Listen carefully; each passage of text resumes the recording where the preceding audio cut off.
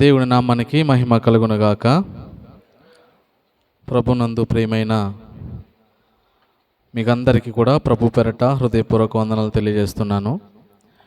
ఈ రాత్రి ఆయన సన్నిధిలో ఆయన వాక్యాన్ని మనము ధ్యానం చేద్దాం.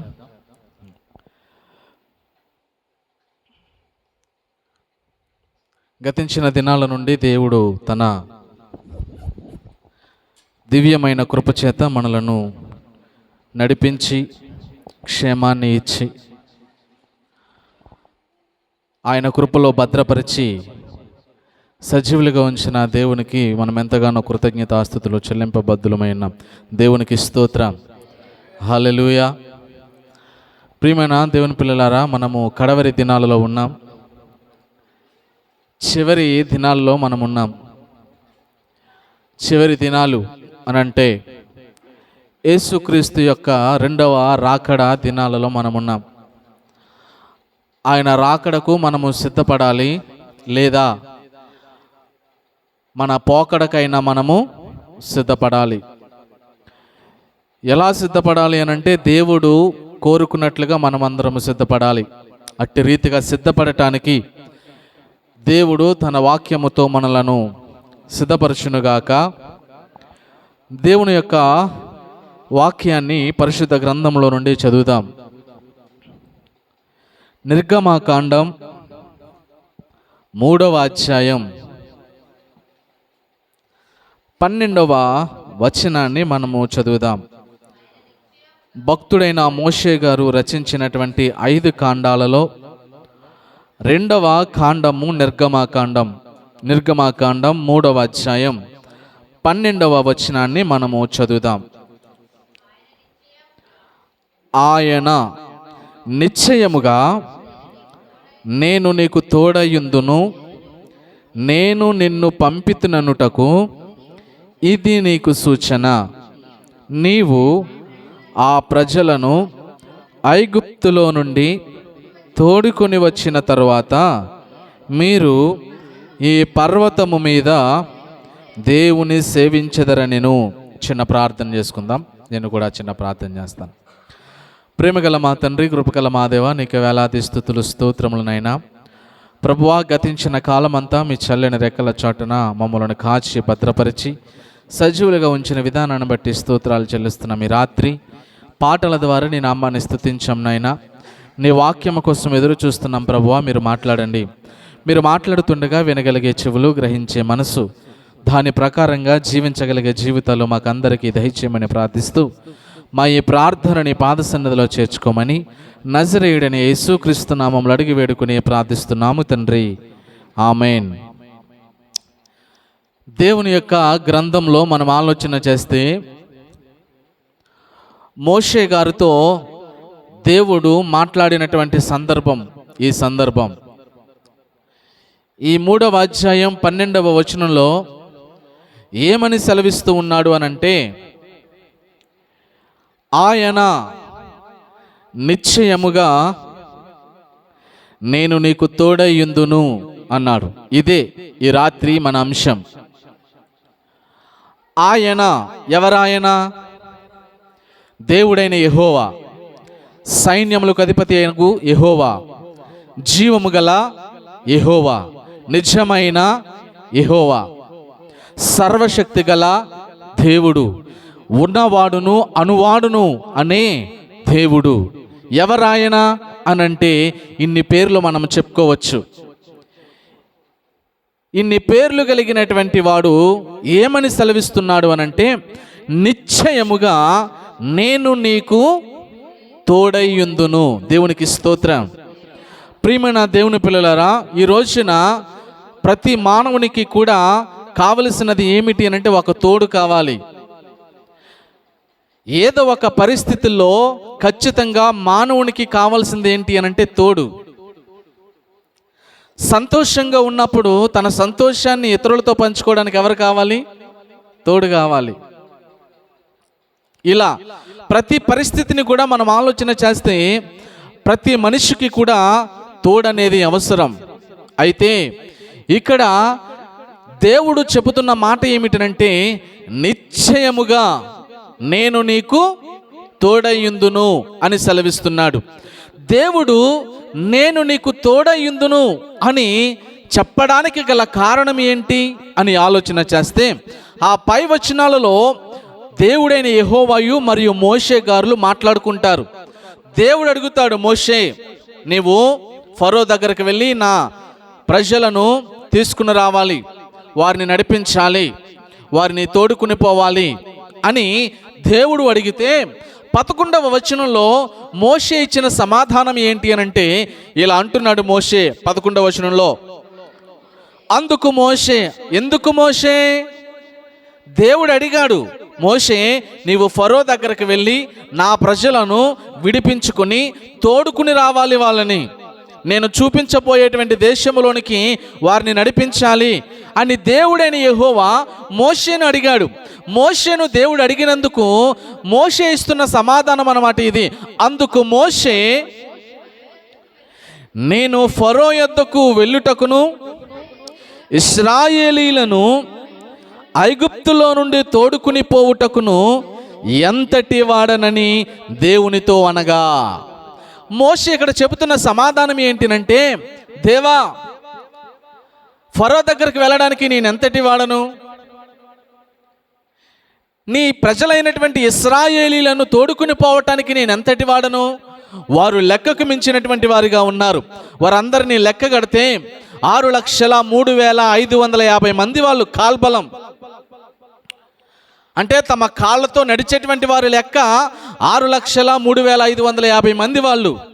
ఇక పిల్లలను స్త్రీలను వీరందరినీ కూడా లెక్కేసుకుంటే ఇంచుమించుగా 60 లక్షల మంది లెక్క తేలొచ్చు. ఇంతమంది జనాంగమును నేను తోడుకుని పోవటానికి నేను ఎంతటి వాడను, నా శక్తి సరిపోదు, నా బలము సరిపోదు, నా జ్ఞానము సరిపోదు, నేను సరిపోయిన వాడను కాను ప్రభువా, నీ ప్రజలైన ఇశ్రాయేలీలను నడిపించటానికి ఫరో యొద్ద నుండి తోడుకుని పోవటానికి అని సమాధానం ఇచ్చాడు మోషే. మోషే అనుకున్నాడు, నా ఒక్కడి వల్ల ఇది కాదు, అసలు వారందరినీ నడిపించటానికి నేను ఏ పాటి వాడను, నాకున్న శక్తి ఏమిటి, నాకున్న జ్ఞానం ఏమిటి, కాబట్టి నీ ప్రజలైనటువంటి ఇశ్రాయేలీలను ఫరో యొద్ద నుండి తోడుకొని పోవడానికి నేను సరిపోను ప్రభువా, నాకు శక్తి సరిపోదు నాయనా, నాకు బలము చాలదు ప్రభువా, నాకు జ్ఞానము చాలదు అని మోషే దేవునితో అనగా, దేవుడు మోషే చెప్పిన మాటకు ఏమని సెలవిస్తున్నాడు అనంటే, ఆయన 12వ వచనంలో అంటున్నాడు, ఆయన నిశ్చయముగా నేను నీకు తోడయ్యుందును. దేవునికి స్తోత్రం. దేవుడు చెబుతున్నటువంటి మాట ఏంటంటే, మోషే నీ ఒక్కడివే ఉన్నావని, నీకున్న శక్తి చాలదని, నీకున్న బలము చాలదని నీవు అనుకునవద్దు, నేను నీకు నిశ్చయముగా తోడై ఉంటాను.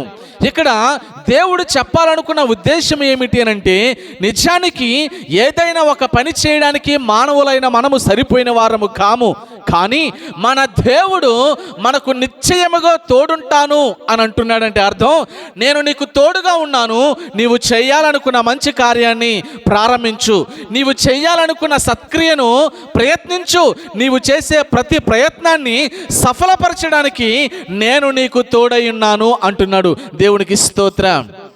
కాబట్టి మోషేకు దేవుడు చెప్పిన ఈ మాటను బట్టి గనక మనం ఆలోచన చేస్తే, దేవుడు చెప్పిన వాగ్దానం ఇచ్చింది ఏమిటి అని అంటే, నిశ్చయముగా అంటే ఖచ్చితంగా నీవేమాత్రము కూడా అధైర్యపడవద్దు, నీ శక్తి చాలదనో, నీ బలము చాలదనో, నీకున్న తెలివితేటలు సరిపోవనో నీవు ఆలోచన చేసి అధైర్యపడవద్దు. ఎందుచేతను అనంటే, అవన్నీ పక్కన పెట్టేయి, నేను నీకు ఖచ్చితంగా ఏమై ఉంటాను, తోడై ఉంటాను. సర్వశక్తి కలిగిన దేవుడే తోడై ఉంటే ఇక మనకు అడ్డేమిటి? సమస్తాన్ని సృష్టించినటువంటి సృష్టికర్తే నీకు తోడై ఉంటే ఇక నీకు దిగులెందుకు? సర్వ కార్యములను జరిగించుచున్నటువంటి దేవుడే మనకు తోడై ఉంటే ఇక మనకు భయం ఎందుకు? అదే చెబుతున్నాడు మోషే, నేను నిశ్చయముగా నీకు తోడయుందును. ఏ పరిస్థితిలో దేవుడు తోడై ఉంటాను అని అంటున్నాడు అని అంటే, ఇది నా వల్ల కాదు ప్రభువా, ఇది నేను చెయ్యలేను ప్రభువా, నీ ప్రజలను నేను నడిపించలేను నాయనా, ఫరో ఎత్తు నుండి నేను విడిపించలేను ప్రభువా, ఫరో దగ్గర నుండి నేను నీ ప్రజలను తోడుకుని తీసుకురాలేను ప్రభువా అని మోషే తనను గురించి చెప్పుకుంటున్నప్పుడు దేవుడు అభయం ఇచ్చి చెబుతున్న సంగతి ఏంటంటే, అది నీ వల్ల కాకపోవచ్చు, కానీ నీ వల్ల చేయించడానికి నేనున్నాను, నేను నీకు తోడై ఉన్నాను, నువ్వు ముందుకు పద అన్నాడు దేవుడు. దేవునికి స్తోత్రం. ఇక్కడ మనము తెలుసుకోవలసిన విషయం ఏమిటి అనంటే, ఈ రాత్రి మనము గ్రహించాల్సిన సంగతి ఏమిటి అనంటే, దేవుడు ఖచ్చితంగా మనకు తోడై ఉన్నాడు. నమ్మిన వారు స్తోత్రం చెప్దాం. దేవుడు ప్రతి మనిషికి కూడా తోడై ఉంటాడు, నమ్మిన వారందరికీ కూడా. ఒకసారి కనుక మనం ఆలోచన చేస్తే పరిశుద్ధ గ్రంథములో మోషేకు ఎలా తోడై ఉన్నాడు అనంటే, మోషే ఫరో దగ్గరికి వెళ్ళినప్పుడు, ఫరో రాజా, మా దేవుడు తన ప్రజలైన ఇశ్రాయేలీలను విడిపించమన్నాడు, తనను ఆరాధించడానికి అరణ్యంలోనికి తోలుకుని పోవడానికి విడిపించి తీసుకుని రమ్మన్నాడు, కాబట్టి మీరు ఆజ్ఞ ఇచ్చి ఇశ్రాయేలు ప్రజలందరినీ కూడా విడిపించాలి అని అంటే, మోషే చెప్పిన మాటలు ఫరో విన్నాడా? వినలేదు. ఆ మాటలకు ఫరో యొక్క హృదయం మరీ కఠినమైపోయింది. ఎందుకు అలా కఠినమైపోయింది అని అంటే, దేవుడే ఫరో హృదయాన్ని ఏం చేసేవాడు? కఠినపరిచేవాడు. ఎందుకు దేవుడు ఫరో హృదయాన్ని కఠినపరిచేవాడు అని అంటే, దేవుని యొక్క మహిమ ఆ ప్రజలందరూ తెలుసుకోవాలి. దేవుని యొక్క అద్భుతాలు, మహాశ్చర్య కార్యములు ఫరో రాజ్యమందున్న ప్రజలందరూ కూడా తెలుసుకోవాలి. ఇశ్రాయేలీలను తీసుకుని పోబోతున్న తమ ఆ దేవుడు ఎంత గొప్పవాడా అని ఆ రాజ్యములో ఉన్న ప్రతి మనిషి తెలుసుకోవాలి. కాబట్టి దేవుడే ఫరో హృదయాన్ని కఠినపరుస్తూ వచ్చేవాడు. తద్వారా దేవుడు అనేకమైనటువంటి అద్భుత కార్యాలను ఫరో రాజ్యములో తన ప్రజలైన ఇశ్రాయేలీల నిమిత్తం చేశాడు. చివరిగా జరిగింది ఏమిటి అంటే, దేవుడు చెప్పినట్లుగానే దేవుడు మోషేకి ప్రతి సమయంలో కూడా ఎలా ఉన్నాడు? తోడై ఉన్నాడు. ఇక మోషేకి ధైర్యం వచ్చేసింది. దేవుడు నాతో చెప్పినట్లుగానే ఆయన నాకు తోడై ఉన్నాడు, ఇక నేను ఏమాత్రము కూడా భయపడాల్సిన పరిస్థితి లేదు, ఇక నేను దేని గురించి కూడా ఆలోచించాల్సినటువంటి అవసరత లేదు. నాకు ఒక నిర్ధారణ వచ్చేసింది, నేను ఒక నిర్ధారణలోకి వచ్చేసాను. ఏమిటి అనంటే, ఈ దేవుడైనటువంటి యెహోవా నాకు తోడై ఉన్నాడు. ఈ దేవుడైనటువంటి యెహోవా చేసేటువంటి కార్యాలను బట్టి నేను ఆలోచన చేస్తే ఆయనను ఖచ్చితంగా నమ్మి తీరాల్సిందే అని ఒక నిర్ధారణలోనికి వచ్చేసాడు. ఆ దేవుడిలో ఉన్నటువంటి మహిమను చూడగలిగినటువంటి వాడిగా మోషే కనబడుతున్నాడు. దేవునికి స్తోత్రం.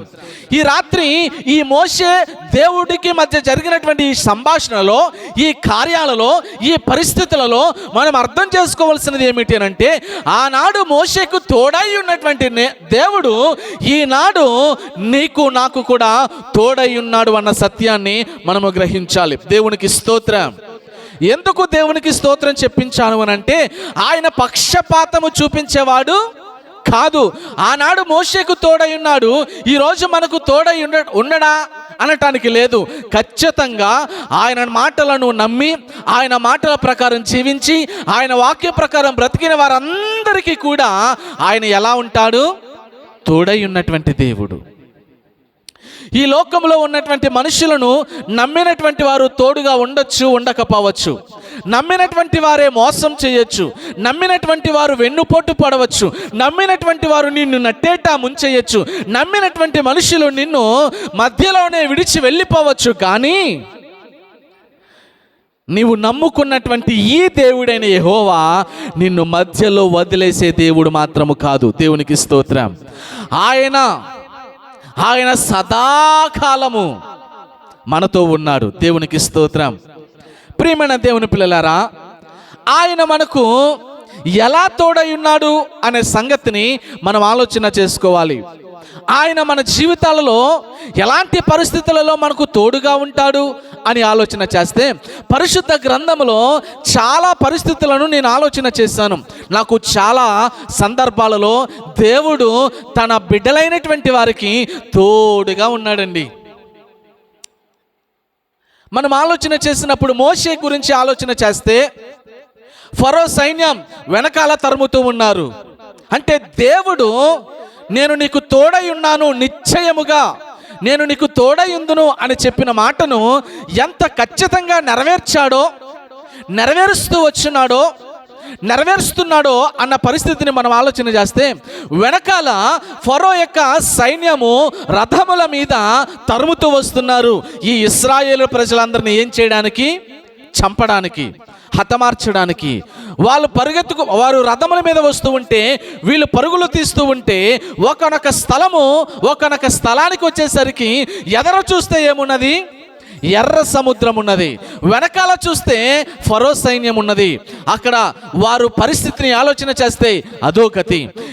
ముందు చూస్తేనేమో ఎర్ర సముద్రం, నడుచుకుంటూ వెళితే సముద్రంలోనికి వెళ్ళి ప్రాణాలు పోయేటువంటి పరిస్థితులు. వెనకడుగు వేస్తేనేమో వెనకాల ఫరో అతని సైన్యం ఖడ్గాలు పట్టుకుని తరుముతున్నటువంటి పరిస్థితి. వెనక్కి తిరిగితే ఫరో చంపేస్తాడు, ఎదరికి వెళితే ఎర్ర సముద్రంలో మునిగి చచ్చిపోవలసినటువంటి పరిస్థితి. అలాంటి పరిస్థితులలో మోషే, ఏంటి మాకు ఈ పరిస్థితి?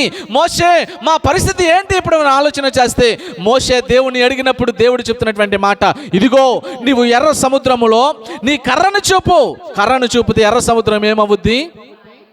2 పాయలుగా అవుద్ది. 2 పాయలుగా అవడం అంటే అర్థం, ఇటు ఒక నీటి గోడ నిలబడుద్ది, ఇటు ఒక నీటి గోడ నిలబడుద్ది. అది ఐస్ గోడ కాదు, నీటి గోడ. చెప్పండి, ఏ గోడ? నీటి గోడ. ఆ నీళ్లు కదులుతూనే ఉంటాయి కానీ గోడలా ఉంటుంది ఆ గోడ. ఎంత అద్భుతము, ఎంత ఆశ్చర్యము అంటే, దేవుడు మోషేకి తోడై ఉంటాను అని చెప్పినటువంటి మాట ఎంత ఖచ్చితంగా నెరవేర్చుకుంటూ వస్తున్నాడు అని అంటే, వారు ఫరో సైన్యము వెనకాల తరుముతూ ఉంటే ఎదుట ఉన్నటువంటి ఎర్ర సముద్రాన్ని 2 పాయలుగా చీల్చి ఒక దారిని ఆయన ఏర్పాటు చేశాడు. ఆ దారి ఎలా ఉన్నదనంటే ఆరిన నేలగా మారిందట. దేవునికి స్తోత్రం. మనము ఒక చోట నీళ్లు పోసామనుకోండి, మట్టిలో కానీ ఇసుకలో కానీ, అది ఆరటానికి ఎంత టైం పడుద్ది? చాలా టైం పట్టుద్ది. కానీ ఎన్నో ఏళ్లుగా, ఎంతో కాలంగా సముద్రంతో తడిసిపోయినటువంటి ఆ నేల దేవుని ఆజ్ఞ ప్రకారం, దేవుని మాట చొప్పున ఆ ఎర్ర సముద్రానికి చెవులున్నట్టు, ఆ ఎర్ర సముద్రం దేవుని మాట విన్నట్టు, ఆ ఎర్ర సముద్రం దేవుని మాట ప్రకారంగా 2గా చీలిపోయినట్టు, ఎంత అద్భుత కార్యం ఇది! ఎర్ర సముద్రాన్ని దేవుడు 2 పాయలుగా చేసి ఆరిన నేలగా చేస్తే, దేవుని ప్రజలందరూ కూడా దర్జాగా, సంతోషంగా, ఆనంద గీతాలతో ఎర్ర సముద్రము నడి మధ్యన నడుచుకుంటూ, ఆ దారులు నడుచుకుంటూ సముద్రాన్ని దాటేసి వెళ్ళిపోయారు. అందరూ కూడా అద్దరికి చేరిపోయారు, సముద్రాన్ని దాటి వెళ్ళిపోయారు. అదేవిధంగా ఫరో యొక్క సైన్యం వెళదామనుకున్నారు. అనుకుని ఎదరకు రథాలను తీసుకుని వచ్చారు. మంచిగానే ఉంది సముద్రం, కానీ మధ్యలోనికి వచ్చేసరికి 2 పాయలుగా ఉన్నటువంటి ఎర్ర సముద్రం 1 పాయగా పుడుకుపోయింది. ఆ సముద్రంలో ఫరో యొక్క సైన్యం, అతని రథములు జల సమాధి అయిపోయాయి. దేవునికి స్తోత్రం. అంటే ఇక్కడ మనం అర్థం చేసుకోవాల్సిన విషయం ఏంటి అంటే, మోషేకి ఒకనాడు చెప్పాడు, మోషే, నేను నీకు నిశ్చయముగా తోడై ఉంటాను అనంటే, ఇప్పుడు ఈ సందర్భాన్ని బట్టి కనుక మనం ఆలోచన చేస్తే, మోషేకు దేవుడు తోడై ఉన్నాడా లేదా? ఖచ్చితంగా తోడై ఉన్నాడు. అంతకుముందు ఫరో రాజ్యంలో చాలా కార్యాలు చేశాడు. 10 అద్భుతాలను మనం చెప్పుకుంటాం. చాలా అద్భుతాలు చేశాడు. ఆ పరిస్థితులను బట్టి కూడా మనం ఆలోచన చేస్తే, మోషేకు నిశ్చయముగా దేవుడు ఎలా ఉన్నాడు? తోడై ఉన్నటువంటి దేవుడు. ఇక అలా చెప్పుకుంటూ పోతే మనము చాలా సందర్భాలు ఉంటాయి. షడ్రకు, మెషకు, అబేద్నెగోల దగ్గరకు వస్తే దేవుడు వారికి ఎలా తోడుగా ఉన్నాడు అనంటే, భయంకరమైనటువంటి అగ్నిగుండంలో వారి ముగ్గురిని పడవేసినప్పుడు అగ్ని చేత కాల్చబడకపోవడానికి గల కారణం ఏంటో తెలుసా? దేవుడు వారికి ఎలా ఉన్నాడు? తోడుగా ఉన్నాడు. 4వ వాడిగా అగ్నిగుండంలో దేవుడు కనబడుతున్నాడంటే అర్థం ఏంటంటే, ఎవరైనా సరే, వారెవరైనా, షడ్రకు, మెషకు, అబేద్నెగోలు మాత్రమే కాదు, రత్నాజీ కావచ్చు, ఇక్కడ కూర్చుని వింటున్న మీరైనా కావచ్చు, ఆయన యందు విశ్వాసం ఉంచి ఆయన కోసం తెగించి జీవించగలిగితే, నీ తెగింపు జీవితాన్ని బట్టి ఆయన నీ ప్రక్కకి రావడానికి ఎల్లప్పుడూ సిద్ధముగా ఉన్నాడు. దేవునికి స్తోత్రం. ఆయన నీ పక్కనే ఉండటానికి, నీకు తోడై ఉండటానికి ఆయన ఎప్పుడు కూడా సిద్ధంగానే ఉన్నాడు. దేవునికి స్తోత్రం. కాబట్టి ఈ లోకంలో మనకు మనుషుల తోడు ఉండొచ్చు, ఉండకపోవచ్చు. ఒకవేళ వీరు నాకు జీవితాంతం తోడుంటారని నమ్ముకున్నటువంటి మనుషులు సగములో నిన్ను వదిలి వెళ్ళిపోవచ్చు, నట్టేట ముంచి నిన్ను వెళ్ళిపోవచ్చు, నిన్ను మోసం చేసి పారిపోవచ్చు. కానీ నేను నీకు తోడై ఉంటాను అని చెప్పినటువంటి ఈ దేవుడైన యెహోవా మధ్యలో వదిలేసి వెళ్ళిపోయేవాడు కాదు. ఎర్ర సముద్రాన్ని చీల్చి నీకు దారిని చేసి అద్దరికి చేల్చగలిగిన నమ్మకమైనటువంటి దేవుని తోడు ఈ దేవుడైన యెహోవా తోడు. దేవునికి స్తోత్రం, హల్లెలూయా. ఇలాంటి దేవుని యొక్క తోడు మనకు కావాలి. ఇలాంటి దేవుని యొక్క తోడు మానవులందరికీ కావాలి. ఆయన చెబుతున్నటువంటి మాట ఎంత అద్భుతంగా ఉంటాయి అంటే, పరిశుద్ధ గ్రంథంలో నేను వెతికినప్పుడు ఆయన నేను నీకు తోడై ఉంటాను, నేను నీకు తోడయుందును అని చెబుతున్నటువంటి మాట ఆయన ఎంతటి వాడు, అసలు మనం ఎంతటి వారము. ఇక్కడ మోషే చెబుతున్నటువంటి మాట, నాయనా నీ ప్రజలను నేను తోడుకుని పోవటానికి నేను ఎంతటి వాడను అని మోషే గారు చెప్తుంటే, కీర్తనల గ్రంథం 8వ అధ్యాయం 4వ చరణంలో దావీదు భక్తుడు కూడా రాస్తున్నటువంటి మాట. కీర్తనల గ్రంథం 8వ అధ్యాయం 4వ చరణం, నీవు మనుష్యుని జ్ఞాపకము చేసుకున్నటకు వాడేపాటివాడు, నీవు నరపుత్రుని దర్శించుటకు వాడేపాటివాడు. చాలు. నిజంగా దేవుడు మనుషులమైన మనలను జ్ఞాపకం చేసుకోవడానికి మనం ఎంతటి వారమండి? ఎంతలో కనబడి ఎంతలో మాయమయ్యే ఆవిరి వంటి వారము, నీటి మీద వస్తున్నటువంటి బుడగలాంటి వారము. పొట్టు గాలికి ఎగిరిపోతుంది చూసారా, అలా ఎగిరిపోయే ప్రాణాలు కలిగినటువంటి వారము. దేవుడైనటువంటి యెహోవా మనలను జ్ఞాపకము చేసుకోవడానికి, ఆయన జ్ఞాపకము చేసుకుని మనకు తోడై ఉండటానికి అసలు మనం ఎంతటి వారము? ఒక భక్తుడు అంటాడు, నేను పురుగు లాంటి వాడను, నేను దుమ్ము లాంటి వాడను, ధూళి లాంటి వాడను ప్రభువా అంటాడు. నిజమే, దుమ్ము లాంటి జీవితాలు మనవి, ధూళి లాంటి జీవితాలు, పురుగు లాంటి జీవితాలు. అంటే పురుగు నలిపేస్తే నలిగిపోయేటువంటి పురుగు, అలాంటి జీవితం. మన జీవితాలను దేవుడు 2 వేళ్ల మధ్యన పెట్టి నలిపేయగలిగినటువంటి సామర్థ్యము కలిగిన వాడు. యాపాటివాడు ఈ మనుషుణ్ణి జ్ఞాపకము చేసుకోవడానికి, ఈ నరమాత్రుని దర్శించడానికి. అంటే నేను ఇలా అంటాను, నీవు మనుషులకు తోడై ఉండటానికి మేము ఏపాటివారమయ్యా? ఎందుకు ఆయన తోడు మనకు కావాలంటున్నాను అనంటే, ఈ లోకములో నేను నీకు తోడై ఉంటాను అని వాగ్దానం చేసిన మనిషి కడవరకు కూడా మనతో ఉండట్లేదు. నేను నీ జీవితాంతం ఉంటాను అని ప్రమాణం చేసినటువంటి ఆ పెళ్లినాటి ప్రమాణాలు గాల్లో కలిపేసి, నేను జీవితాంతం మరణాంతము వరకు కూడా నేను నీకు తోడై ఉంటాను, కష్టములో నీకు తోడై ఉంటాను, నష్టములో నేను నీకు తోడై ఉంటాను, నీ బాధల్లో నేను నీకు తోడై ఉంటాను అని పెళ్లి రోజున చేసినటువంటి ప్రమాణాలు ఉన్నాయి చూసావా, ఆ ప్రమాణాలు మరణ 6 నెలలకే మరిచిపోయి తమ జీవితాలను చిందరవందరగా చేసుకునేటువంటి పరిస్థితులు. అందుకే మనుషులు చేసినటువంటి ప్రమాణాలు ఉన్నాయి చూసారా, నేను నీకు తోడై ఉంటాను అని. ఆ తోడై ఉంటానని చెప్పినటువంటి మనిషి నిన్ను సగంలో వదిలేసి వెళ్ళిపోతాడు, నిన్ను మధ్యలో వదిలేసి వెళ్ళిపోతాడు, నట్టేట ముంచేసి వెళ్ళిపోతాడు. కానీ ఈ రోజున నా దేవుడని యెహోవా చెబుతున్నటువంటి మాట, నిన్ను మధ్యలో వదిలేసి వెళ్ళిపోయే దేవుడు కాదు, అలాంటి తోడు కాదు. ఈ తోడు సదాకాలమును నీకు తోడై ఉంటాను అని చెప్పినటువంటి తోడు ఇది. ప్రమాదాలు వస్తున్నప్పుడు, నష్టాలు కలుగుతున్నప్పుడు, కష్టాలు వస్తున్నప్పుడు, నీవు నలిగిపోతున్నప్పుడు నేను నీకు తోడై ఉంటాను అని వాగ్దానం ఇచ్చి నీ కోసం ప్రాణం పెట్టినటువంటి దేవుడు నీ దేవుడు. దేవునికి స్తోత్రం. ఈయన తోడు నిత్యమైన తోడు, ఈయన తోడే స్వచ్ఛమైనటువంటి తోడు, ఈయన తోడే నిష్కల్మషమైనటువంటి తోడు.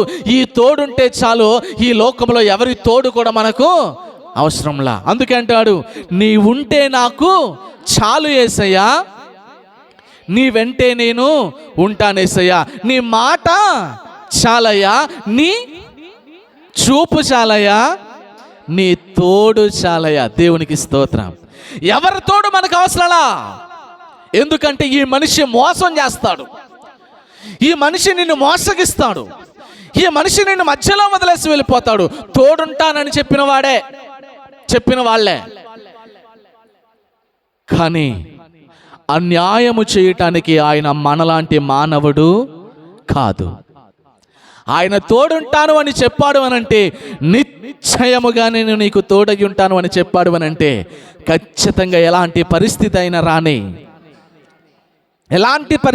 రాని, ఏ పరిస్థితులలో కూడా నేను విడిచిపెట్టను అని నీతో సదాకాలం ఉండి నీతో నడిచి తోడిచ్చేవాడు మన దేవుడని యెహోవా. దేవునికి స్తోత్రం. హల్లెలూయా. ప్రియమైన దేవుని పిల్లలారా, ఈ జీవము కలిగినటువంటి ఈ దేవుడని యెహోవా యొక్క తోడు మనకి ఎలా ఉంటుందో ఒక మాటను చూద్దాం రండి. పరిశుద్ధ గ్రంథంలో యెహోషువ గ్రంథం 1వ అధ్యాయం 5వ వచనంలో ఇలా రాస్తున్నాడు. యెహోషువ గ్రంథం 1వ అధ్యాయం 5వ వచనంలో ఇలా రాస్తున్నాడు. నీవు బ్రతుకు దినములన్నిటను ఏ మనుష్యుడును నీ ఎదుట నిలువలేకయుండును, నేను మోషేకు తోడయుండినట్లు నీకును తోడయుందును. దేవునికి స్తోత్రం చెప్దామా? ప్రియమైన దేవుని పిల్లలారా, నిర్గమాకాండములో ఎవరికి తోడై ఉంటానని చెప్పాడు? మోషేకు తోడై ఉంటానని చెబుతున్నాడు. యెహోషువ గ్రంథంలో ఎవరికి తోడై ఉంటానంటున్నాడు? యెహోషువ గారికి తోడై ఉంటానంటున్నాడు. ఎవరికి తోడై ఉన్నట్టు? ఆ నిర్గమాకాండములో మోషేకి నేను ఎలాగైతే తోడుంటాను, నీ తోడయుందును అని చెప్పాడో, ఆ దేవుడే మాట మార్చకుండా, పక్షపాతము చూపకుండా, ఎలాంటి భేదాభిప్రాయములు చూపకుండా, యెహోషువా భయపడొద్దు, అధైర్యపడొద్దు, నేను మోషేకు తోడయున్నట్టు నీకును ఎన్ని రోజులమ్మా? నీవు బ్రతుకు దినములన్నిట, నువ్వు ఎన్ని దినములు అంటే నువ్వు ఎన్ని రోజులు బ్రతుకుతావో అన్ని రోజులు కూడా నేను మోషేకు తోడై ఉన్నట్టు నీకు తోడై ఉంటాను అని యెహోషువ గారితో చెప్పిన దేవుడు ఈ రాత్రి ఈ సమయమున ఆయన సన్నిధిలో కూర్చుని వాక్యం వింటున్న మనతో, మనందరితో ఆయన చెప్పినటువంటి మాట ఏంటో తెలుసా? ప్రియమైన దేవుని జనాంగమా, నేను మోషేకు తోడై ఉన్నట్టు యెహోషువకు తోడై ఉన్నాను, యెహోషువకు తోడై ఉన్నట్టు మీకు కూడా తోడయ్యుందును. దేవునికి స్తోత్రం. నమ్మిన వారు స్తోత్రం చెప్దాం. ఎన్ని రోజులు ఉంటాడు ఆయన మనకు తోడు అనంటే, ఏదో ఒక సంవత్సరం కాదు, 6 నెలలు కాదు, లేకపోతే ఒక 20 సంవత్సరాలు కాదు, ఒక 30 సంవత్సరాలు కాదు. ఆయన మనకు ఎంతకాలము తోడై ఉంటాను అంటున్నాడు అనంటే, నీవు బ్రతుకు దినములన్నీ ఏ మనుష్యుడు కూడా నీ ముందు నిలవకుండా నేను నీకు ఏమై ఉంటాను? దేవునికి స్తోత్రం. నేను ఒక 300 రోజులు బ్రతికాను అనుకోండి, 300 రోజులు కూడా నాకు ఏమై ఉంటాడంట? దేవుడు తోడై ఉంటానంటున్నాడు. అంటే దేవుడు మనకు తోడై ఉంటాడు, కరెక్టే. కానీ దేవుడు మనకు తోడై ఉండటానికి తగిన జీవితం కూడా మనలో ఉండాలి. మోషే తన జీవితంలో ఎంత గొప్ప సాక్ష్యం పొందుకున్నాడు అనంటే, ఈ ప్రపంచంలో, ఈ భూమి మీద మోషే అంత సాత్వికుడు మాట్లాడరేటి, ఈ భూమి మీద మోషే అంత సాత్వికుడు లేడు. 2, దేవుని యొక్క ఇల్లంతటిలో కూడా మోషే. కాబట్టి దేవుడని యెహోవా మోషేకి ఎలా ఉన్నాడు? దేవునికి స్తోత్రం చెప్పండి. అంటే ఆయన మీద నమ్మిక ఉంచిన వారందరికీ కూడా వారు బ్రతుకు దినములన్నిట కూడా దేవుడని యెహోవా తోడై ఉంటాడు. నమ్మిన వారు స్తోత్రం చెప్తాం. హల్లెలూయా. ప్రియమైన దేవుని పిల్లలారా, దేవుని తోడు లేకుండా వి కెనాట్ డూ ఎనీథింగ్. దేవుని తోడు లేకుండా మనం ఏది కూడా చేయలేం. ఒకవేళ చేద్దాము అని అనుకుంటే తద్వారా మనకు వచ్చే ఫలితం నాశనం. దేవుని తోడు లేకుండా నీ అంతట నీవే ఏదైనా చెయ్యాలి అని అనుకుంటే అది నీ జీవితాన్ని నాశనానికి నడిపిస్తుంది, కానీ ఆశీర్వాదానికి మనలను నడిపించదు. ఇక్కడ దేవుడు చెప్తున్నటువంటి మాట, మోషేకి ఎలాగైతే నేను తోడై ఉన్నానో యెహోషువ నేను నీకు కూడా అలాగే తోడై ఉంటాను. కాబట్టి ఏ పడద్దు, భయపడద్దు. Don't fear. ఏమాత్రము కూడా భయపడాల్సినటువంటి అవసరం లేదు. ఎందుచేత అని అంటే దేవుడు మనకు ఏమై ఉన్నాడు? తోడై ఉన్నాడు. నేను చెబుతున్నాను మరలా, మనుషుల తోడు మనకొద్దు. ఎవరి తోడు కావాలి? దేవుడు ఉంటే చాలు. ఈ మనుషుల తోడు ఎలా ఉంటుంది అంటే కొంతకాలం వరకు ఉంటుంది, కొంత సమయం వరకు ఉంటుంది, కొన్ని అవసరాలు తీరేంత వరకు ఉంటుంది మనుషుల తోడు. కానీ దేవుని తోడు ఎలా ఉంటుందో తెలుసా? ఆయన మనకు తోడుగా ఉండటానికి తన ప్రాణాన్ని కూడా పెట్టడానికి వెనుకాడలేదు. తన ప్రాణాన్ని సైతం కూడా ఆయన లెక్క చెయ్యలేదు. తన ప్రాణం పెట్టేసిన తర్వాత ఆయన మట్టి శరీరం నుండి మహిమ శరీరముగా మార్చబడిన తర్వాత ఆరోహణమై పరలోకంలోనికి వెళ్ళిపోతూ ఆయన చెబుతున్నటువంటి మాట ఏం తెలుసా? ఇదిగో నేను వెళ్ళిపోతున్నానని మీరేమి కంగారు పడకండి. నేను మిమ్మల్ని ఒంటరిగా వదిలేసి వెళ్ళిపోతున్నానని అనుకోవద్దు. నేను మీకు అందరికీ కూడా సహాయకర్తగా ఉండటానికి, ఆదరణకర్తగా ఉండటానికి ఎవరిని పంపిస్తున్నాను? ఆదరణకర్తను పంపిస్తున్నాను. ఆ ఆదరణకర్త మీకు తోడుగా ఉంటాడు. దేవునికి స్తోత్రం. ఎవరా ఆదరణకర్త అంటే పరిశుద్ధాత్మ దేవుడు. దేవునికి స్తోత్రం. ఆయన శరీరధారిగా అనగా కొత్త నిబంధనలో శరీరధారిగా ఉన్నప్పుడు ఆయన మనకు తోడుగా ఉన్నాడు. శరీరధారిగా మరణించిన తర్వాత తిరిగి లేచి పునరుద్ధానుడై పరలోకములోకి వెళ్ళిపోయిన తర్వాత కూడా ఆయన మనకు తోడుగా ఉన్నాడు పరిశుద్ధాత్మ దేవుడుగా. దేవునికి స్తోత్రం. అంటే ఆయన ఉద్దేశం ఏంటి అంటే మనలను ఆయన ఒంటరిగా విడిచి వెళ్ళిపోవడానికి ఏమాత్రము కూడా ఆయన ఇష్టపడట్లేదు. ఎందుకనంటే మనము మన ఇష్టానుసారంగా జీవిస్తే నాశనానికి వెళ్ళిపోతాం. కాబట్టి మనకందరికీ కూడా దేవుని తోడు అనేది చాలా అవసరం. ఆయనతో మనం ఉండాలి, మనతో ఆయన ఉండాలి. ఆయన లేకుండా మనము లేము. ఖచ్చితంగా మనకు అందరికీ దేవుని తోడు అనేది ఉండాలి. అందుకే అంటున్నాడు, మోషేకు నేను తోడై ఉన్నట్లు యెహోషువా నేను నీకు తోడై ఉన్నాను. యెహోషువాకు తోడై ఉన్నట్లు ఈ రాత్రి మీకందరికీ నేను తోడై ఉన్నాను. అయితే నేను ఎందుకు యెహోషువలకు తోడై ఉన్నాను అని అంటే వారు నా ఇల్లంతటిలో కూడా ఎలా ఉన్నారు? నమ్మకముగా ఉన్నారు. మరి మీరు కూడా నాకు నమ్మకముగా ఉంటే వారికి తోడై ఉన్నట్టు మీకు తోడుగా ఉండటానికి ఎలాంటి సందేహము లేదు. మరి నమ్మకంగా ఉంటున్నామా దేవునికి? మనం నమ్మకంగా ఉండాలి. దేవునికి స్తోత్రం. ఇంకా ఆయన మనకు ఎలాంటి పరిస్థితుల్లో తోడుగా ఉంటున్నాడు అనే ఆలోచన చేస్తే ఇర్మియా గ్రంథం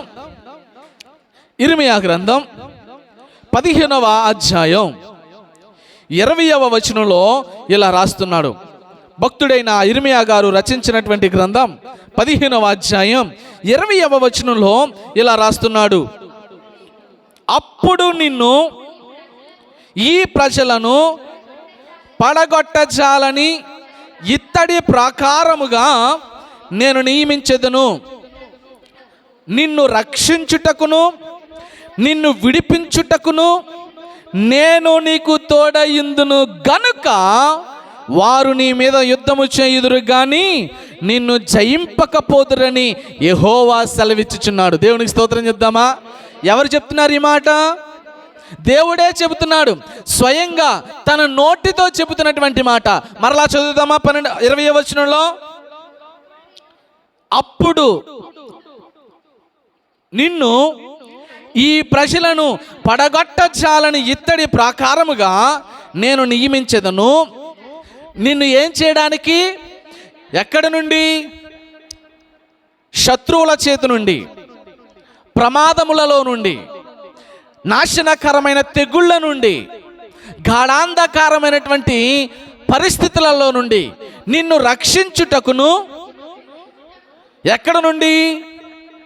సాతాను యొక్క కబంధ హస్తముల నుండి విడిపించడానికి, దుర్మార్గులు కట్టినటువంటి కాడి మోకుల నుండి నిన్ను విడిపించడానికి, నీ మీద పన్నుతున్నటువంటి శత్రువుల యొక్క పన్నాగముల నుండి నిన్ను విడిపించటానికి, నిన్ను రక్షించుటకును నిన్ను విడిపించుటకును నేను నీకు ఏమై ఉంటాను? దేవునికి స్తోత్రం చెప్దామా? హల్లెలూయా. చూసారా, ఆయన మనకి ఎలా తోడై ఉంటాను అంటున్నాడు అనంటే, శత్రువులు మన మీద దాడి చేస్తున్నప్పుడు శత్రువుల చేతి నుండి మనలను రక్షించడానికి ఆయన మనకి ఎలా ఉంటాడట? కొంతమంది ఉంటారు మనుషులు,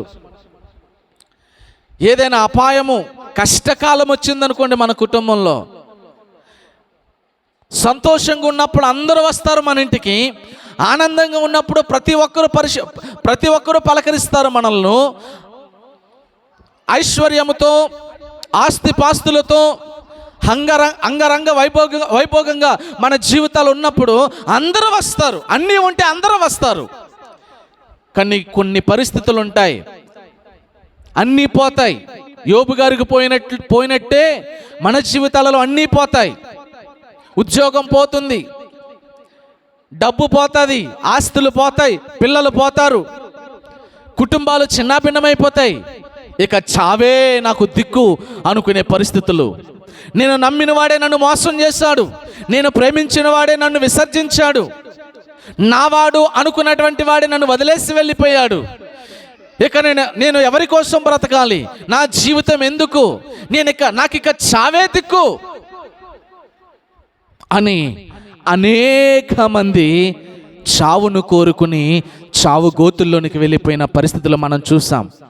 కానీ తనను నమ్ముకున్నటువంటి ప్రజల కోసం, దేవుని మీద ఆధారపడిన బిడ్డల కోసం, ఆయన కోసం బ్రతుకుతున్న ప్రజల కోసం, ఆయనే నిజమైన దేవుడని నమ్ముకుని ఆయన పాదముల చెంతకు చేరిన వారందరి కోసం ఆయన చెబుతున్నటువంటి మాట ఏంటో తెలుసా? నిన్ను నమ్మి మోసం చేసి నష్టాలలోనికి, కష్టాలలోనికి గెంటేస్తున్నారా? భయపడద్దు. నిన్ను విడిపించడానికి, నిన్ను రక్షించడానికి నేను నీకు ఏమై ఉన్నాను? తోడై ఉన్నాను. నేను రక్షించగలిగిన సమర్థము కలిగినటువంటి వాడును, నేను సమర్థుడను, నిన్ను విడిపించగలిగిన సామర్థ్యము కలిగినటువంటి వాడును, నేను నీకు తోడై ఉన్నాను అని చెప్పిన వాడు సామాన్యుడు కాదు, సర్వలోకాన్ని సృష్టించినటువంటి సృష్టికర్త. దేవునికి స్తోత్రం. నిన్ను రక్షించుటకు, నిన్ను విడిపించుటకును నేను నీకు ఏమై ఉన్నాను? తోడై ఉన్నాను. కాబట్టి ఏంటి? కాబట్టి రక్షించడానికి, విడిపించడానికి నేను నీకు తోడై ఉన్నాను. కాబట్టి వారు అనగా నీ శత్రువులు నీ మీద యుద్ధాన్ని చేయడానికి వస్తారు, వచ్చి నీతో యుద్ధం చేస్తారు, కానీ నిన్నేం చేయలేరట? అమ్మ చెప్పండి, ఏం చేయలేరట? నిన్ను ఏం చేయలేరంట? జయించలేరు. నీ దగ్గరకు వస్తారు, నీతో యుద్ధం చేయడానికి వస్తారు, నీతో యుద్ధం కూడా చేస్తారు, కానీ ఆ యుద్ధంలో వారికి ఏమి రాదు? జయము రాదు. ఎందుకో చెప్పాలి. దేవుడు మనకి ఏమై ఉన్నాడు? దేవునికి రెండు చేతులు ఎత్తి స్తోత్రం చెప్దామా? హల్లెలూయా. ఎవరున్నారండి ఇలాంటి దేవుడు? నీకు తోడయుండి నిన్ను రక్షించటానికి, నీ శత్రువుల మీద నుండి నిన్ను విడిపించడానికి, వారి యొక్క దుష్ట ఆలోచనల నుండి నిన్ను విడిపించడానికి, నీ మీదకి యుద్ధానికి వచ్చినా సరే నీతో యుద్ధం చేయిస్తాడు, కానీ విజయం మాత్రం నీకే ఇస్తాడు. వారికి ఏమాత్రము కూడా నీ మీద ఏముండదు. నమ్మిన వారి స్తోత్రం చెప్దాం. ఎందుకు ఆ విజయం మనకు వస్తుందంటే మన దేవుడు మనకి ఏమై ఉన్నాడు? ఇక మీరు నమ్మాలి, మీరు నమ్మేయాలంతే. ఇంకా నా దేవుడు నాకు తోడై ఉన్నాడు. ఎలా ఉన్నాడు అనంటే, మోషేకు తోడై ఉన్నట్లుగా యెహోషువకు తోడై ఉన్నాడు. యెహోషువకు తోడై ఉన్నట్లుగా మనందరికీ కూడా ఆయన తోడై ఉన్నాడు. ఆయన తోడై ఉండటం వలన ఏం చేస్తాడు అనంటే, మనలను రక్షిస్తాడు, ప్రమాదముల నుండి విడిపిస్తాడు, శత్రువుల బాణముల నుండి. దేవునికి స్తోత్రం. కాబట్టి మనం ఏం చేయనవసరంలా? భయపడనవసరంలా, దాని గురించి ఆలోచించక్కర్లా. ఎందుకనంటే మన దేవుడు మనకి ఏమై ఉంటానంటున్నాడు అని ఎవరు సెలవిస్తున్నాడు అన్నాడు అక్కడ? యెహోవా సెలవిచ్చుచున్నాడు. ఎవరా యెహోవా? జీవము కలిగిన యెహోవా, శక్తి కలిగినటువంటి యెహోవా, సర్వ సృష్టిని సృష్టించగలిగినటువంటి యెహోవా, మాట చేత సమస్తాన్ని చేసినటువంటి యెహోవా, సైన్యములకు అధిపతి అయినటువంటి యెహోవా, సర్వలోక దేవతలన్నీ కూడా ఆయన ఎదుట మోకరింప చేయగలిగినటువంటి యెహోవా. దేవునికి స్తోత్రం. ఆ యెహోవా మనకేమై ఉంటాడట? ఇంకొక మాట చూద్దామా? యెహోషువ గ్రంథం 1వ అధ్యాయం 9వ వచనంలో ఇలా రాస్తున్నాడు. యెహోషువ గ్రంథం 1వ అధ్యాయం 9వ వచనం, నేను నీకు ఆజ్ఞ ఇచ్చి ఉన్నాను కదా, నిబ్బరము కలిగి ఎలా ఉండమ్మా? ఎలాగా? అది నిబ్బరము కలిగి ధైర్యముగా ఉండడం అంటే ఇక దాని గురించి సందేహించకూడదు. ఇది ఈ కార్యం జరుగుద్దంటారా? అసలు వీరు మార్పు చెందుతారంటారా? వీళ్ళ జీవితాలు మార్చబడతాయంటారా? మా బ్రతుకుల్లో మార్పులు వస్తాయంటారా? మా కుటుంబాలలో మార్పులు వస్తాయంటారా? మాకున్నటువంటి అడ్డంకులు తొలగిపోతాయంటారా అని మనమేమి ఆలోచించక్కర్లా. నిబ్బరముగా ఉండంటే అర్థం నిర్భయంగా ఉండని. అర్థమవుతుందా? నిబ్బరముగా ఉండు అంటే అర్థం నిర్భయంగా ఉండు, భయపడొద్దు. ఎందుకు? దిగులేమి చెందొద్దు, జడిసిపోవద్దు. నీవు నడుచు మార్గము అంతటిలో నీ దేవుడని యెహోవా నీకు ఎలా ఉన్నాడట? దేవునికి స్తోత్రం చెప్పండి. అరే ఎంత గొప్ప దేవుడండి ఈయన! ఇంత మంచి దేవుడు ఎక్కడైనా ఉన్నాడా? ఆయన చెబుతున్నటువంటి మాట నిబ్బరముగా ఉండు. ఇట్ మీన్స్ నిర్భయముగా ఉండు, భయపడొద్దు, దేని గురించి దిగులు చెందొద్దండి, అసలు ఎవరికి జడిసిపోవద్దు. ఎందుకో తెలుసా? నీవు నడిచే మార్గం అంతటిలో కూడా నీ దేవుడని యెహోవా నీకు ఎలా ఉన్నాడు? ఎవరైనా జీవము కలిగినటువంటి దేవుడు, ఎవరైనా సర్వశక్తి కలిగినటువంటి దేవుడు. ఇంకా మనకి భయం ఏంటి? మనకి దిగులేంటి? మనం అది ఎవరికి జడిసిపోవాలి? దేనికి జడిసిపోవాలి? నో, దేనికి జడవక్కర్లా, దేనికి భయపడక్కర్లా. ఎందుకనంటే నీ దేవుడని యెహోవా నీవు నడిచే మార్గం అంతటిలో, నీవు చేసే ప్రయత్నములన్నిటిలో, నీవు చేసే ప్రతి యుద్ధములో నీకు ఏమై ఉన్నాడంట ఆయన? దేవునికి స్తోత్రం. మనకు తోడై ఉన్నాడు. ఒకవేళ నేను ఒంటరి దానను, ఒంటరి వాడను, నా కుటుంబం ఒంటరి కుటుంబం అని అనుకుంటున్నారేమో, మనము ఒంటరి వారము కామండి. మనకొక జంట ఉంది. ఆ జంట ఎవరికి కనబడదు, నాకే కనబడుద్ది. నువ్వు నమ్మితే నీకే కనబడుద్ది ఆ జంట. ఆ జంట నీ పక్కన ఉంటుంది, ఆ జంట నీలో ఉంటుంది, ఆ జంట నీతో సదాకాలము ఉంటుంది. నమ్మిన వారి స్తోత్రం చెప్తాం. మనం ఒంటరి వారము కాదు,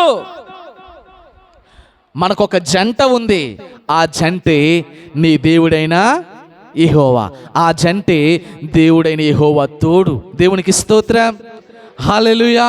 మరొక మాట మనము చూడగలిగితే యెషయా గ్రంథం 43వ అధ్యాయంలో మొదటి 2 వచనాలలో ఇలా రాస్తున్నాడు. యెషయా గ్రంథం 43వ అధ్యాయం 1-2 వచనాలు.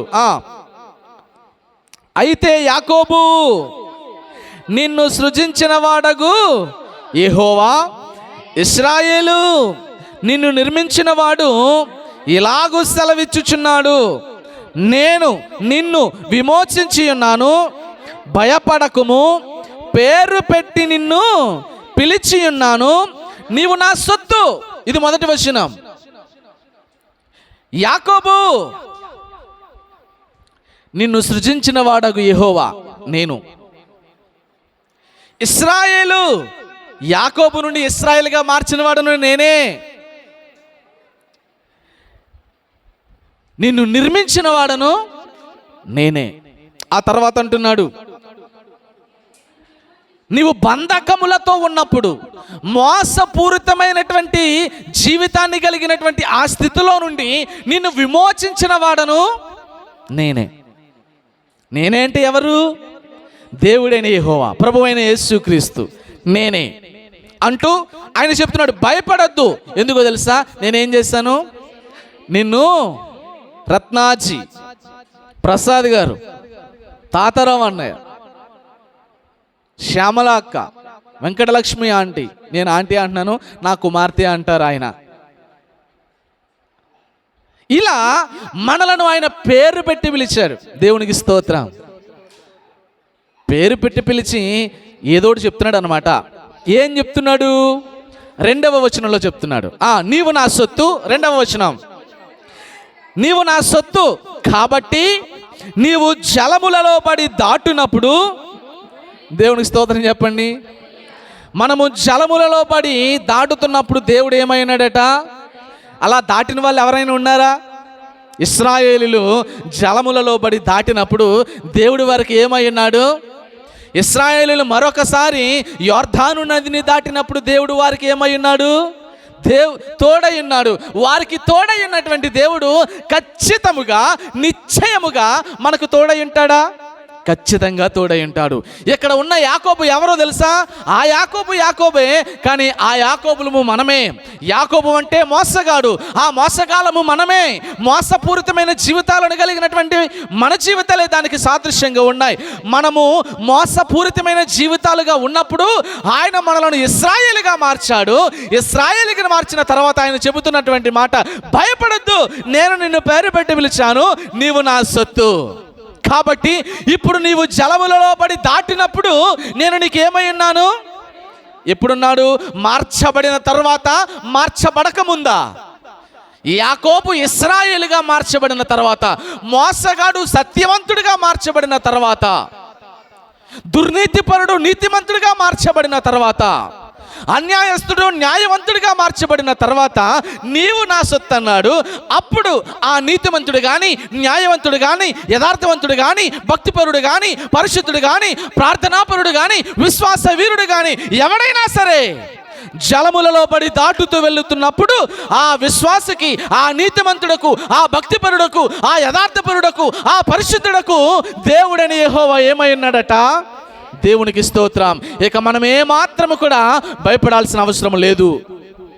నాకెవరు లేరని, నన్నెవరు పట్టించుకోవట్లేదని, నా జీవితం ఎందుకని అనుకోవడం అవసరంలా. నీకు ఒకడున్నాడు, ఆయనే ప్రభు అయిన యేసుక్రీస్తు. ఆయన నీకు తోడై ఉన్నాడు. ఆయన నిన్ను రక్షించడానికి, నిన్ను విడిపించడానికి నీకు తోడై ఉన్నాడు. నీ కష్టాల్లో, నీ శ్రమల్లో నిన్ను విడిపించడానికి. నీవు జలములలో పడి దాటుతున్నప్పుడు అనగా జలములు అంటే జనములు. ఎలాంటి జనములు అని అంటే, మన చుట్టూ కాకుల్లాంటి లోకులు ఉంటారు. ఈ కాకుల్లాంటి లోకులు ఏం చేస్తారంటే, ఆ కాకులకున్న ముక్కులతో ఏం చేస్తారు? పొడుస్తూ ఉంటారు. అంటే రకరకాల మాటలతో మనల్ని పొడుస్తూ ఉంటారు. మనము దారిన పోతూ ఉంటే మన కోసం చెవులు కొరికేసుకుంటారు పక్కన. అలా చెవులు కొరుకున్నటువంటి మనుషుల మధ్యన నీవు దాటుతున్నప్పుడు వారిని గురించి ఆధార్యపడద్దు, వారి గురించి ఆలోచన చేయొద్దు. నేను నీకు తోడై ఉన్నాను. దేవునికి స్తోత్రం. నీవు సత్యవంతుడవు కాబట్టి, నీవు నీతివంతుడవు కాబట్టి, పరిశుద్ధుడవు కాబట్టి, you don't care about that their words. వాళ్ళ మాటల గురించి మీరు ఏమాత్రము కూడా భయపడక్కర్లా. నేను నీకు తోడై ఉన్నాను. ఇలాంటి భయంకరమైన మనుషుల మధ్య మనము జీవిస్తున్నాము కదా. ఇలాంటి భయంకరమైనటువంటి క్రూరులండి. ఎంత భయంకరంగా మొన్న కేరళలోనా ఒక డాక్టర్ యవనస్తురాలని, కర్ణాటక, సరే ఏదొక కలకత్తా, ఎంత భయంకరమైన పరిస్థితి అంటే మనుషులు ఎలా ఉన్నారు. ఒక స్త్రీని చూస్తే ఒక పురుషుడు ఎంత దారుణంగా తయారైపోతున్నాడు అన్న పరిస్థితిని. కారణం ఏంటో తెలుసా? క్రూరమైన మనుషుల మధ్యన మనం ఉన్నాం. అలాంటి క్రూరమైన మనుషుల మధ్య మనము దాటుతున్నప్పుడు వారి పంచ మన మీద పడకుండా ఉండినట్లు ఆయన మనకు తోడు ఉండాలి ఖచ్చితంగా. దేవునికి స్తోత్రం. ఆయన మనకు తోడు ఉంటే ఎంతటి వాడైనా సరే కన్నెత్తి కూడా మనలను చూడలేడు. దేవునికి స్తోత్రం. ప్రియమైన దేవుని పిల్లలారా, నీ జీవితాన్ని ఈ లోకమనే భయంకరమైన అరణ్యంలో ఉన్న క్రూర మృగంలో నుండి తప్పించబడాలి అంటే నీకు ఒక తోడు కావాలి. ఆ తోడు మనిషి అయి ఉండకూడదు, నిన్ను సృష్టించిన జీవము కలిగిన దేవుడై ఉండాలి. దేవునికి స్తోత్రం. హల్లెలూయా. ప్రియమైన దేవుని పిల్లలారా, జలములలో పడి దాటుతున్నప్పుడు నేను నీకేమై ఉన్నాను అంటే దాని అర్థం ఈ లోకం అనేటువంటి అరణ్యంలో ఉన్న క్రూర మృగములు అనబడినటువంటి జనములను నీవు దాటుతూ వెళుతున్నప్పుడు వారి పంజా నిన్ను తాకకుండా నేను నీకు తోడై ఉన్నాను. భయంకరమైనటువంటి ఆత్మహత్యా ప్రయత్నాలు, హత్యా ప్రయత్నాలు, మానభంగములు ఇలాంటి పరిస్థితులు మనం చూస్తూ ఉంటే ఎంత దారుణమైన మనుషుల మధ్య మనం ఉన్నామన్న సంగతిని మనం ఆలోచన చేయాలి. అలాంటి మనుషుల యొక్క పంజ నీ మీద, నీ పిల్లల మీద, నీ కుటుంబం మీద పడకూడదు అనంటే నీకు కావాల్సింది పోలీసుల అండ, అధికారుల దండా కాదు. నీకు ఒక తోడు కావాలి. ఆ తోడు మనిషి అయి ఉండకూడదు. ఎవరై ఉండాలి? దేవుడై ఉండాలి. దేవునికి స్తోత్రం. ఆయన తోడు నీకు, నీ కుటుంబానికి ఉండగలిగితే ఈ లోకంలో ఏది కూడా నిన్ను తాకనే తాకదు. దేవునికి స్తోత్రం. ఒక్క మాట చూపించి ముగిస్తాను, సమయం అయిపోతుంది కనుక. కీర్తనల గ్రంథం 124వ కీర్తన మొదటి చరణము నుండి మనము చదవగలిగితే, కీర్తనల గ్రంథం 124వ కీర్తన మొదటి చరణము నుండి, మనుష్యులు మన మీదికి లేచినప్పుడు యెహోవా మనకు తోడై ఉండని ఎడలా, వారి ఆగ్రహము మన పైని రగులుకొనినప్పుడు యెహోవా మనకు తోడై ఉండని ఎడలా, వారు మనలను ప్రాణముతోనే ఏం చేస్తారట? మీకు అర్థమైందా? దేవుని తోడు మనకు లేకపోతే, ఒకవేళ మనుషులు మనలను చంపడానికి మన మీదకి వస్తున్నప్పుడు, ఆ మధ్యన రాజమండ్రి కాతేరు రోడ్డు, ఆ రోడ్డు ప్రాంతంలో ఇలా తిరిగేవారంట, బ్లేడ్ బ్యాచ్లు తిరిగేవారంట. బండ్ల మీద ఎవరు వెళ్ళినా సరే బండి ఆపేసి బ్లేడ్తో కోసి రక్తాన్ని చిందించే విధంగా భయంకరమైనటువంటి పరిస్థితులు. వారి దగ్గర ఉన్న ఫోన్స్, వారి దగ్గర ఉన్న డబ్బులు, బండి అన్నీ తీసుకుని మనుషులను చంపేసి వెళ్ళిపోయేవారు. ఇంకా అంతకు ముందుకు వెళితే భయంకరమైనటువంటి పరిస్థితులు. పూర్వకాలానికి పోతే ఊరి పొలిమేరన ఎవరుండేవారట? పెద్ద సెంత, చిన్న సెంత అని ఊరు కదా మన ఊరిలో కదండి, దొంగలు ఉండేవారు.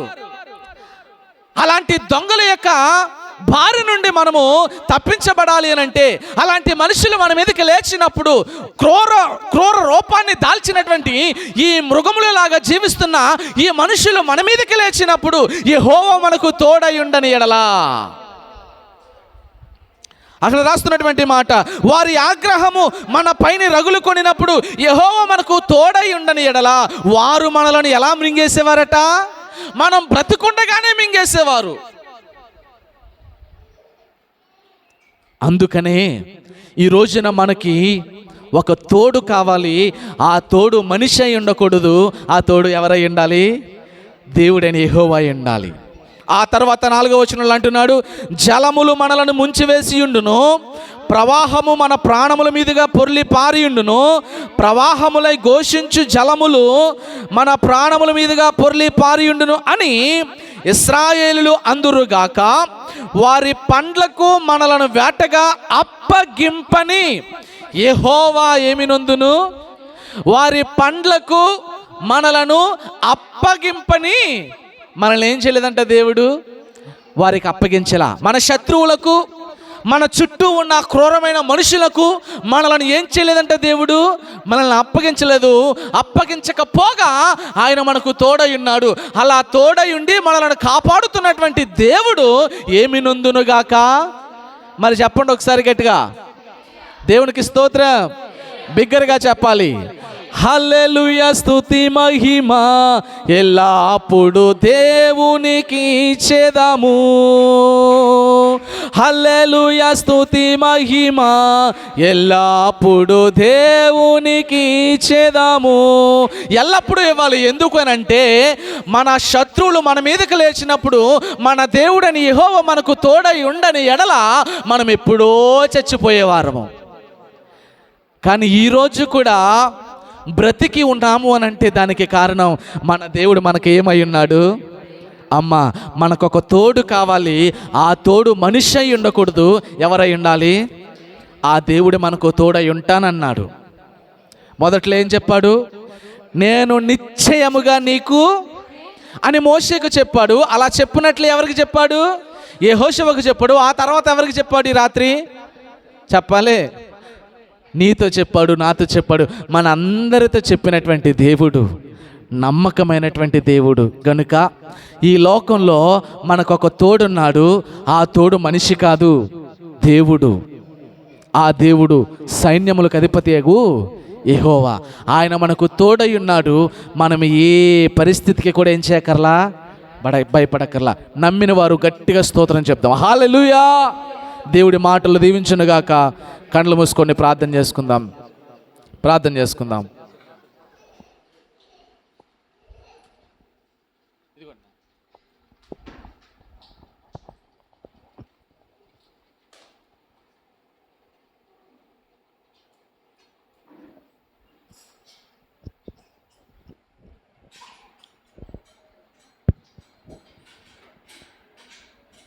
మహోన్నతుడా, పరిశుద్ధుడా, దయగల మా తండ్రి,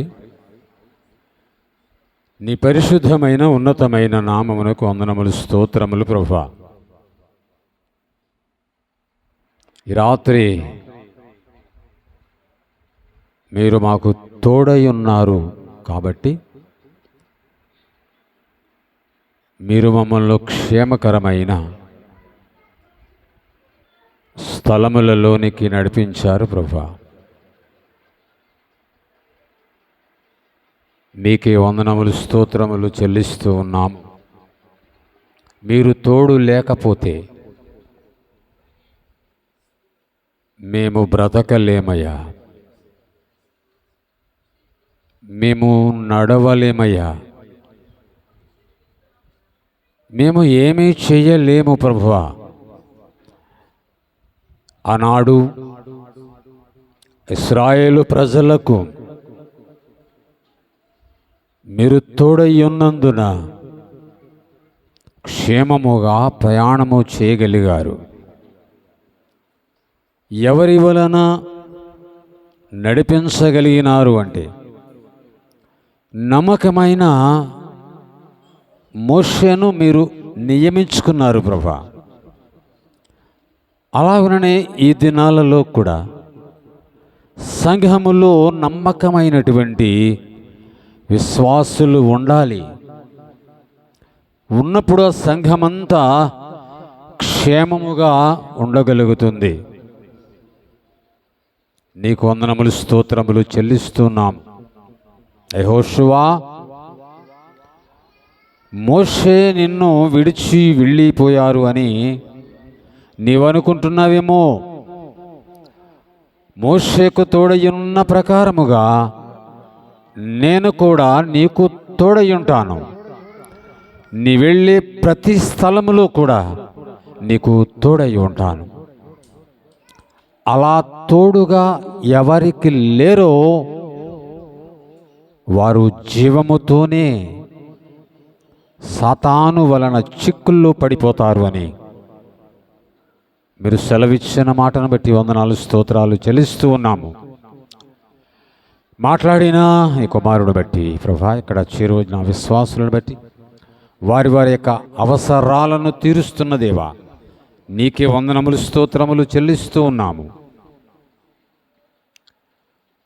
అలాగనే ప్రభా, ఈరోజు వివాహ కార్యక్రమంలో మమ్మల్ని ఉంచారు, ఘనముగా జరిగింది. తిరిగి క్షేమముగా మేము వెళ్ళిపోవాలి అనే తలంపు మాత్రమే కానీ ఎవరు తోడుగా ఉండి నడిపిస్తారు, ఎవరు సకాలానికి మమ్మల్ని గమ్యం చేరుస్తారు అనే ఆలోచన మాకు ఉండకపోయినా మీరు తోడుగా ఉండి ఎలా నడిపించాలో అలాగను నడిపిస్తారు ప్రభా. నడిపించినందుకు వందనములు, స్తోత్రములు చెల్లిస్తూ ఉన్నాము. పరిశుద్ధుడా, ఇక్కడున్న బిడ్డలందరినీ పేరు పేరున దీవించాలని మనవి చేస్తూ ఉన్నాము. మరి ముఖ్యముగా నాయనా, క్రాంతి విషయంలో ప్రార్థిస్తూ ఉన్నాము. బిడ్డకు నాయన మీరు తోడై ఉండి ఆ ప్రసవ దినములు నిండినప్పుడు ఆ ప్రసవ దినము మీరు ఏర్పాటు చేసినప్పుడు సులువైనటువంటి కాన్పును, లోపల ఉన్నటువంటి బిడ్డను మంచి అవయవములతో, ఆరోగ్యముతో, అందముగా ప్రభా ఈ భూమి మీదకి మీరు తీసుకుని వస్తారు. ఎందుకంటే మీరు మాకు తోడుగా ఉన్నారని దిగులు, భయము ఆ బిడ్డకు ఉండవలసిన అవసరము లేదు, ఆ కుటుంబానికి ఉండవలసిన అవసరము లేదు. సంఘమంతా ప్రార్థిస్తూ ఉన్నాము ప్రభా. అలాగనే రేపటి దినమున సీమంతము జరిగేటువంటి బిడ్డ దొరబాబు తన భార్యకు మున్నికి మీరు తోడై ఉంటారని, బిడ్డ మీద మీ ఆశీస్సులు దయచేస్తారని సిద్ధపడి ఆ కార్యక్రమానికి ప్రభా వారిని బలపరుస్తున్నందుకు వందనాలు, స్తోత్రాలు. అలాగనే పిలువబడినటువంటి వారందరూ ఆ కార్యక్రమంలో ఉండి ఘనముగాను, మర్యాదగాను, సంతోషముగాను ఆనందంగాను జరిగించాలని మనవి చేస్తూ ఉన్నాము. అలాగని ప్రభా ఇక్కడ ఉన్న విశ్వాసులైన బిడలు, వారి బిడలు దూర ప్రాంతంలో ఉండి నాయన చదువుకుంటూ హాస్టల్స్లో ఉంటూ ఉన్నారు. ఆ బిడలకు కూడా మీరు తోడుగా ఉంటారని నమ్ముచున్నాము. నీకే వందనములు స్తోత్రములు చెల్లిస్తూ ఉన్నాము. అలాగనే ప్రభా ఇంతవరకు మమ్మల్ని నడిపించిన దానిని బట్టి మీకే వందనములు స్తోత్రములు చెల్లిస్తూ మరొక్కసారి మా ప్రభువును ప్రియరక్షకుడును యేసు క్రీస్తు వారి పరిశుద్ధ నామమున అడిగి వేడుకొని ప్రార్థిస్తూ ఉన్నాము తండ్రి. ఆమేన్, ఆమేన్, ఆమేన్. పరలోకమైన తండ్రి ప్రేమ, ప్రభు అయినటువంటి యేసుక్రీస్తు వారి యొక్క నిత్య కృప, పరిశుద్ధాత్మని యొక్క అన్యోన్య సహవాసము తోడు సదాకాలము ఇక్కడున్న బిడ్డలకును సంగమంతటికిని దయచేసి కాపాడును గాక. ఆమేన్, ఆమేన్, ఆమేన్. ప్రభేశ్వర రక్తమే జయం, ప్రభేశ్వర రక్తమే జయం. ప్రభేశ్వర నామునకు సంపూర్ణ విజయం కలుగును గాక. అపవాది క్రియలకు అనంత నాశనము కలుగును గాక. ఆమేన్, ఆమేన్, ఆమేన్.